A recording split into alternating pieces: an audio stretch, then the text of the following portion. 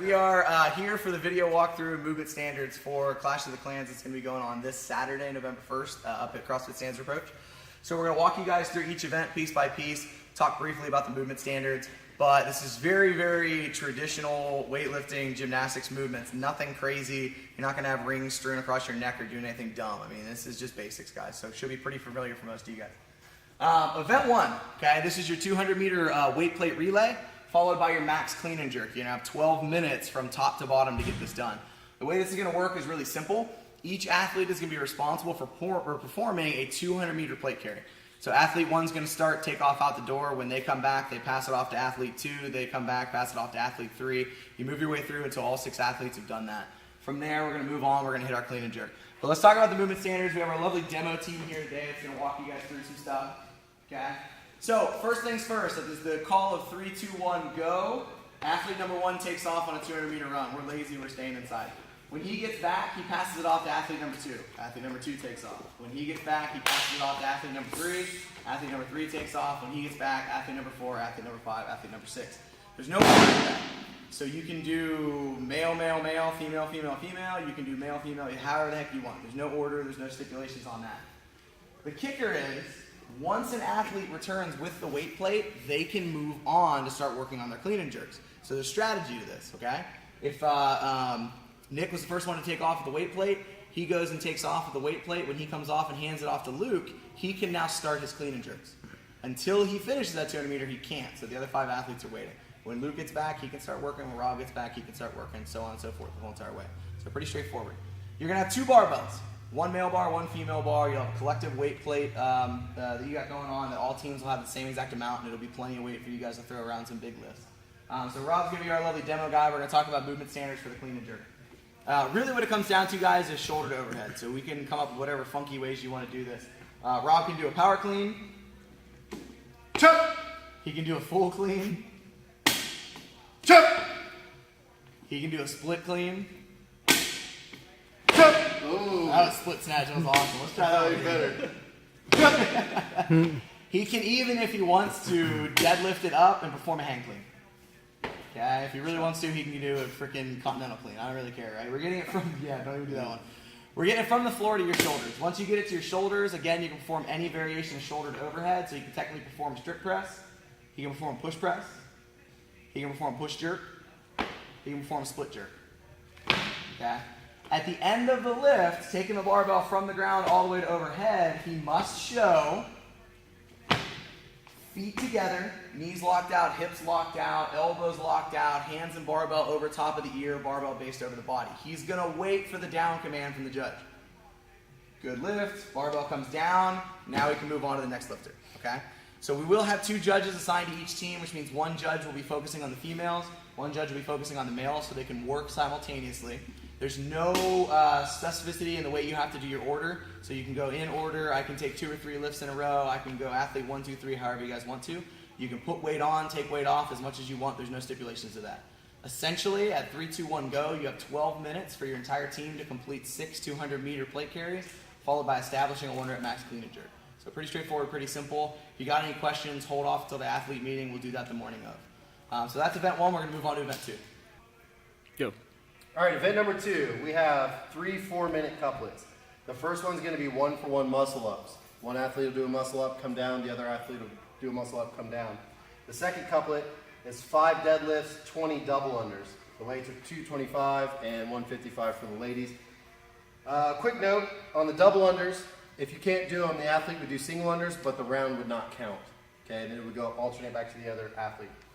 Same thing for the muscle ups. If the other athlete can't do a muscle up, they have to pull their chin above the rings, but that rep does not count. The third one is 4 burpees and 1 rope climb.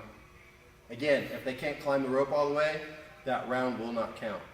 So if we go over here, we're looking at our standards for these muscle ups. They're going to go 1-for-1 back and forth. We're going to start with Nick.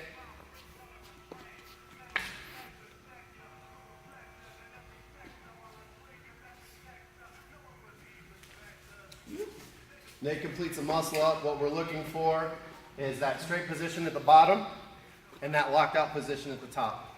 Okay? Aaron does the exact same thing.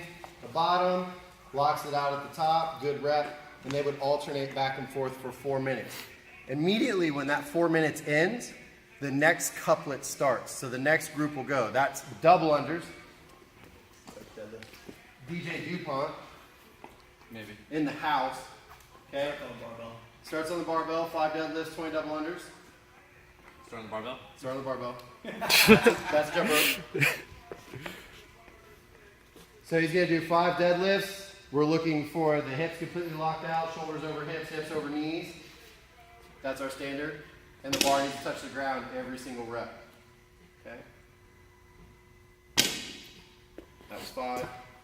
We do different math here. Okay, 20 double unders. Same thing, rope needs to pass under the feet twice in order for it to count. 4, 5, 6, 7, 8, 9, 10, 11, 12, 13, 14, 15, 16, 17, 18, 19, 20. The other athlete would then set up on the bar and begin. So Nick comes up to the bar. He can now do his 5 deadlifts, 4, 5, and then he would head over to the rope. This again is a 4-minute couplet, followed immediately by 4 burpees, 1 rope climb, and they would alternate back and forth. So 4 burpees are performed, 3, 4, chest to the ground, all the way up, shoulders over hips, and then climbing the rope, any which way but loose. Feet, use your hands, Rambo, knife between your teeth, we don't care as long as you get to the top, and the round counts. If one of the athletes can't climb a rope, they do the burpees, they make an attempt. That means their feet come off the ground while holding onto the rope, and then they cycle back. That round does not count.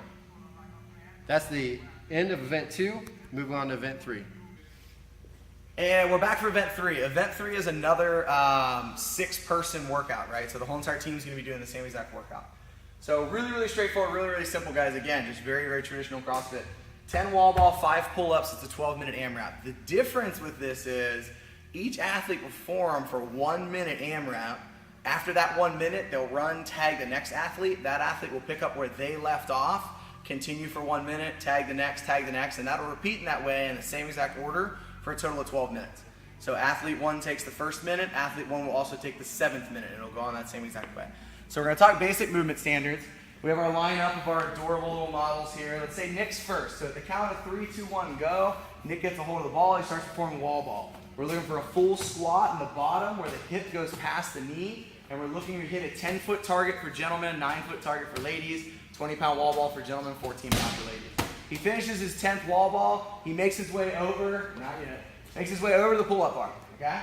As far as pull-ups go, he can do dead hang, and Nick's the amazing pull-up master. So he can do dead hang, he can do kipping,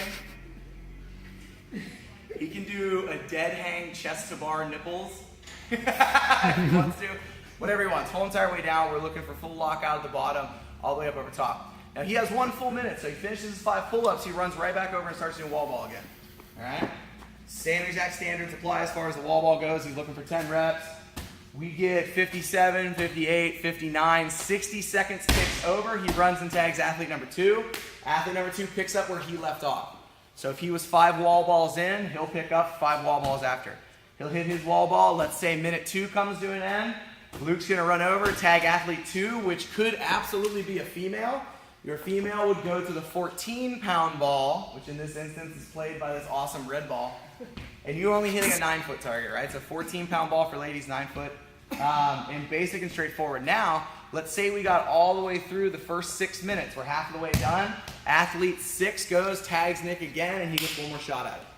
He'll go for 1 minute. He'll then tag athlete 2, athlete 3, athlete 4, athlete 5, athlete 6 for a total of 12 minutes. Thank you very much. What's really coming down to, guys, is there's no rhyme or reason to how you set the order of athletes up, but you must follow that the whole entire way through. So athlete 1 takes minute 1 and minute 7, athlete 2 makes to minute 2, minute 5, or minute 8 rather, and you kind of get how that's going to run. So for a total of 12 minutes, rounds and reps is your score. Pretty straightforward, pretty simple. And we're going to move on to event 4. All right, guys, event 4. Event 4 is in 2 parts. There's a 4A and a 4B. Unlike event 2, where the 3 parts are ranked and scored together, 4A and 4B will have 2 separate ranks. The first WOD A is 5 kettlebell thrusters, 5 burpee box jumps, 1 stone to shoulder. The athlete has to hold that stone and shoulder while the second athlete comes through and starts. Once they finish their 5th burpee, they can drop the stone, the next person picks up the stone, and then the third person would come through. They would follow that order over and over for 8 minutes. 1 minute rest between the 2 WODs, like gear change happen, any quick changes need to happen there. And then the other 3 athletes would perform WOD B. It'd be a 10-calorie row, 2 bear complexes, 95, 65 for the ladies, and they would hold the front rack position when the second athlete begins their 10-calorie row. Then they could put down the bar, 2 bear complexes. The third athlete would follow through, and they would keep rifling through that again for 10 minutes. Let's go over to our athletes. We'll show you what this is going to look like. So, event 4A. Lovely Nick. Did I mention he's a doctor? He's going to do 5 kettlebell thrusters. We're looking for the hip crease to be below the top of the knee. Full lockout over top with the kettlebells in line with the shoulders. Okay? He finishes up those 5 reps. He's going to do 5 burpee box jumps. Chest to floor, up on the box with the hip locked out. That would have been a no rep. He's going to show us a good rep.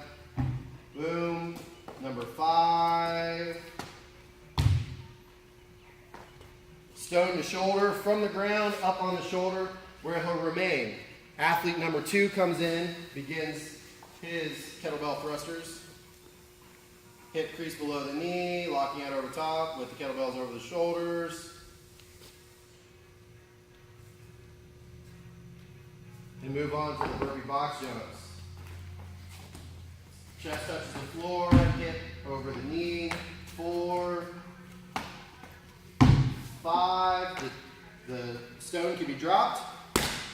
Second athlete will pick up the stone. Once it reaches his shoulder, athlete number 3. Notice athlete 1 is resting, waiting for his turn. And 5,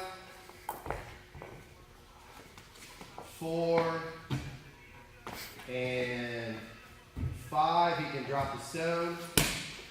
Third stone up. It's on the shoulder, and he can begin. Time. After that 8 minutes is up, again, we have a 60-second rest, and the other 3 athletes, in any mixed order, male and female, however you want to split them up, all right? He's going to start his 10-calorie row, calorie 8, 9, 10. Not all calories are equal. And then he's going to do his 2 bear complexes, clean, front squat, overhead, back squat, overhead, back to the ground, repeat, clean, overhead, back squat, overhead, and he's going to hold that front rack position. Athlete number 2 gets on the rower,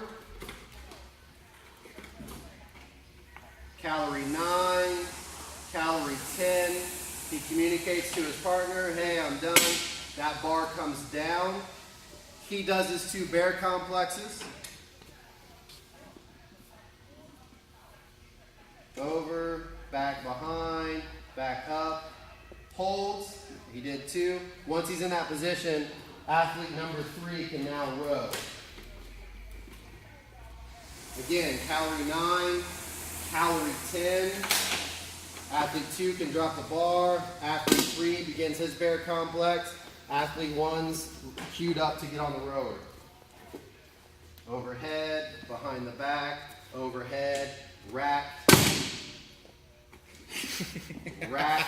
He would have to get back to that position if he put the bar down. And then athlete 1 would then begin. If at any point the bar is dropped, the athlete has to stop rowing. He'll get a signal from the judge. That bar would have to be re-racked and then he could begin.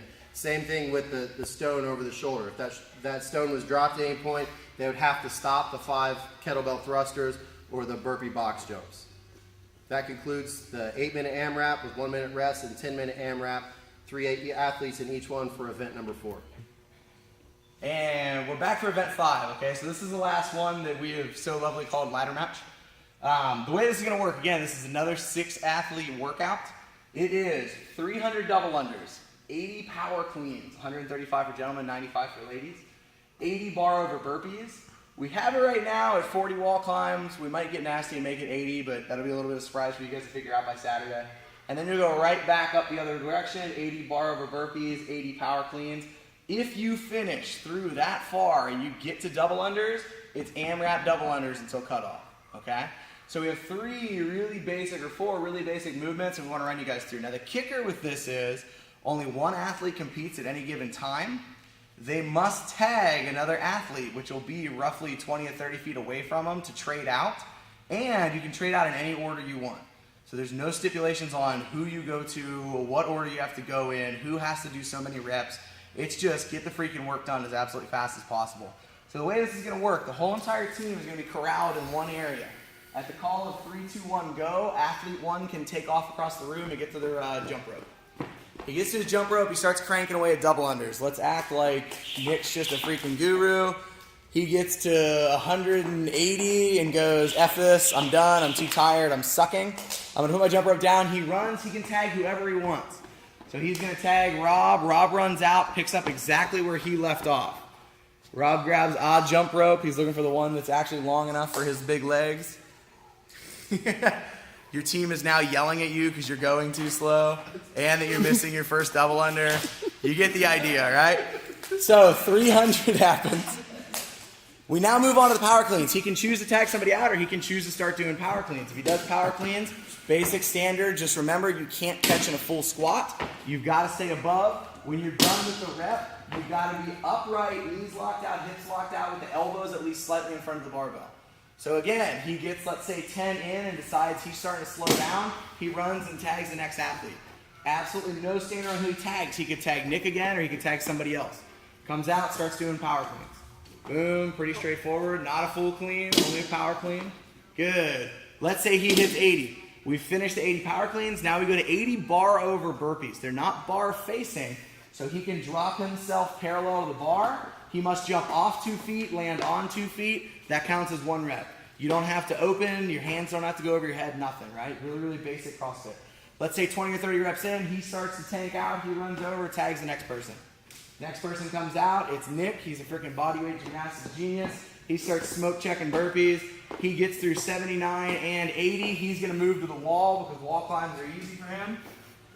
Wall climb standard, okay? Some of you guys saw this in the Validus games the way we ran this. You're gonna have a line roughly 18 inches off the wall. It has nothing to do with what touches the wall. It has everything to do with where your hands lay. So you will start in a full laid out position with your hands on the floor and your chest on the floor.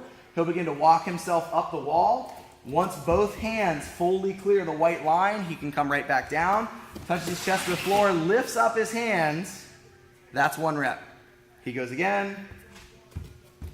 This is going to be really exciting to watch all of you guys do. Let's say he makes it through 4 before he decides he sucks. He runs, tags the next person, so on and so forth, right?